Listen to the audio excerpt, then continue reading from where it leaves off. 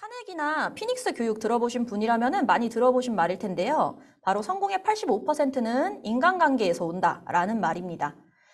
실제 이게 미국의 카네기 공대를 졸업한 졸업생들을 추적해서 조사를 한 결과 자신의 성공에 영향을 어떤 게 가장 크게 미쳤냐라고 물어본 인터뷰에서 전문 지식이나 기술이라고 대답을 한 사람은 불과 15%밖에 되지 않았고 인간관계라고 대답을 한 게 85%였다고 합니다.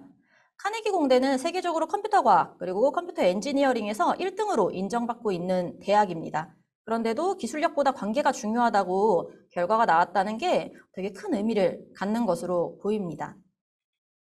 두 번째는 경영학에 있어서 교과서라고 불리는 마케팅 이론서가 있는데 그걸 지은 사람이 바로 이 잭 트라우트와 알 리스라는 분들이에요. 이 사람들이 얘기하기로는 성공이란 스스로 성취해내는 것이 아니라 다른 사람이 당신에게 선사하는 것이다 라고 했다고 합니다. 사실 큰 성공을 꿈꾸는 사람들이 많이 선택하는 것이 경영인데 그 경영이 기초를 세웠다고 하는 전문가가 이렇게 얘기했다는 것은 성공의 관계성이 얼마나 중요한 것인지 보여주는 것 같습니다. 그리고 제가 이 강의를 준비하면서 정말 인간관계라는 키워드가 들어간 책이란 책은 다 사서 봤어요.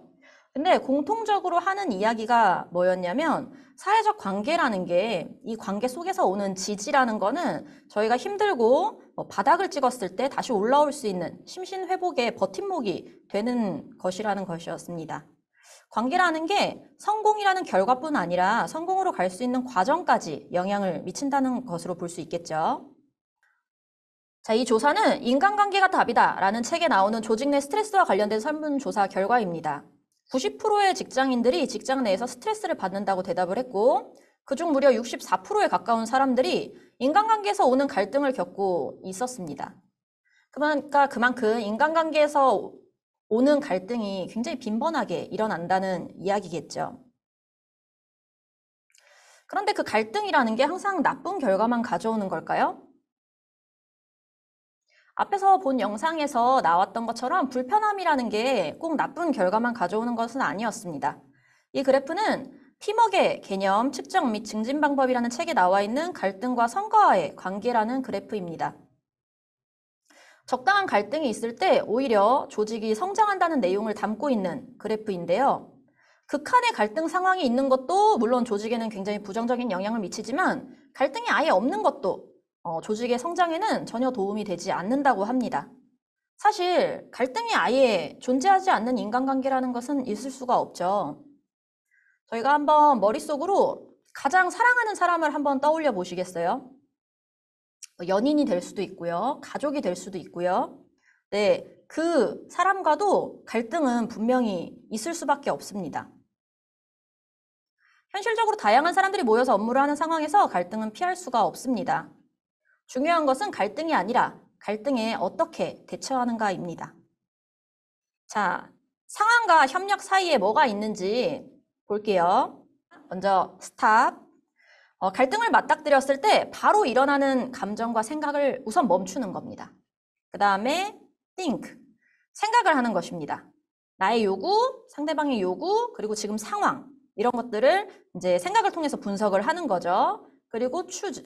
선택을 하는데 정말 수많은 선택지가 있겠죠. 그 중에서 서로에게 윈윈이 될 수 있는 선택을 하는 것.